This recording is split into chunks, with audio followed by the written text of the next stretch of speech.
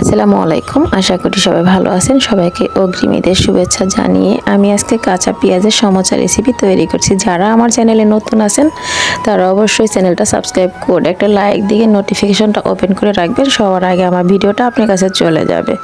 তো এখানে আমি হাফ কেজি পরিমাণ কাঁচা পেঁয়াজ নিয়েছি, আর এগুলো আমি আধা ঘন্টা আগে ভিজিয়ে রেখেছি। আধা ঘন্টা আগে যদি পেঁয়াজগুলো ভিজিয়ে রাখেন তাহলে কাটতে অনেক সুবিধা হয়, চুকলাগুলো একা একাই উঠে যায়। অনেক সময় দেখা যায় আমরা পেঁয়াজ ভালো করে ছিলতে পারি না, পেঁয়াজের চুকলাগুলো পেঁয়াজের সাথে লেগে থাকে।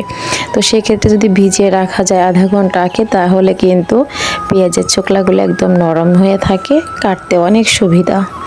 তো পেঁয়াজগুলো ভালো করে ছুলে পেঁয়াজগুলো কুচি কুচি করে কেটে নিতে হবে, যেহেতু এই পেঁয়াজগুলো সমোচার সাজের মধ্যে কাঁচাই দেওয়া হবে, সেক্ষেত্রে কুচি কুচি হলে এটাকে ভাজতে সুবিধা হবে। তো এখানে আমি নিয়ে আসলাম সমোচা তৈরি করার রুটি। তো এগুলো বাজার থেকে কিনে আনা হয়েছে, অনেক সময় বানাতে ঝামেলা লাগে তাই বাজারে কিনতে পাওয়া যায় প্যাকেট, ওগুলো নিয়ে আসছি।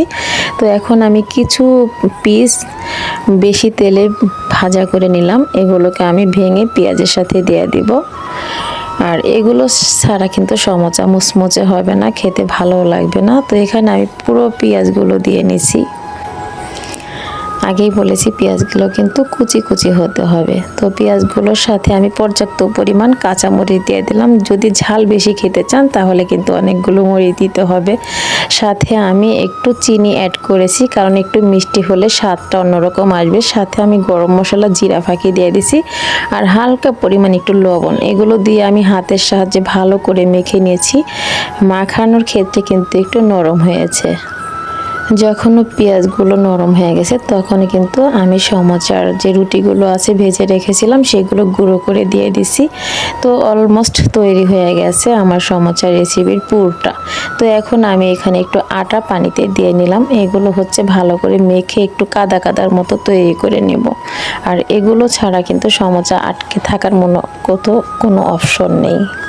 তো এখন আমি একটা সমোচা তৈরি করে দেখাবো। এগুলো কিন্তু আমাদের প্রতিনিয়ত খাওয়া হয় এবং এগুলো তৈরি করার অভ্যাসটা অলমোস্ট সারাক্ষণই থাকে। তো যে আটাগুলো আমি বাটিতে মেখে নিয়েছিলাম ওই আটাগুলো চারো সাইড দিয়ে আমি দিয়ে দিলাম, আর অনেকগুলো কাঁচা পেঁয়াজ মাখানো যে পুরটা ছিল সেটা আমি দিয়ে নিলাম।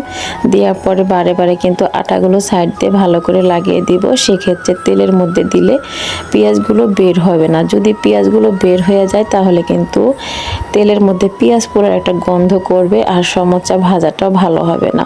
তো অল্প একটু দেওয়ার পরে আমি আবার এটা হাতের মধ্যে নিয়ে চেপে চেপে অনেকগুলো পেঁয়াজ দিয়ে দিছি, যেহেতু এটা শুধু পেঁয়াজের সমোচা হবে। আর পেঁয়াজের পুরটা যদি বেশি না হয় তাহলে কিন্তু খেতে ভালো লাগবে না।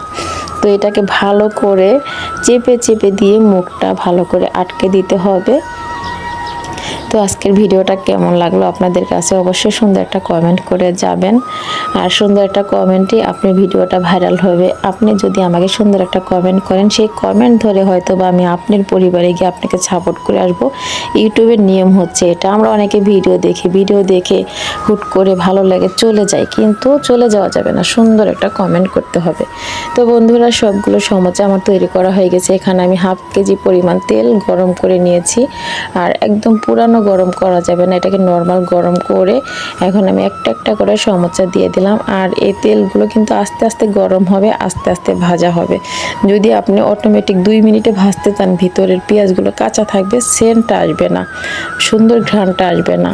এখন এই যে আমি আস্তে আস্তে ভাজা করে নিয়েছি, কালারটা কিন্তু খুবই সুন্দর হয়েছে। আর এরকমভাবে যদি আপনারা বাসায় তৈরি করে খান আপনাদের তেল চর্বি সমস্যা হবে না, কারণ এগুলো তেল টাটকা। অনেক সময় বাজার থেকে খাবার নিয়ে আসে ওগুলো কিন্তু বাসি তেল থাকে, সেই সব খাবারটা খেলে আমাদের পেটে ব্যথা করে বা পেটে অনেক সমস্যা হতে পারে।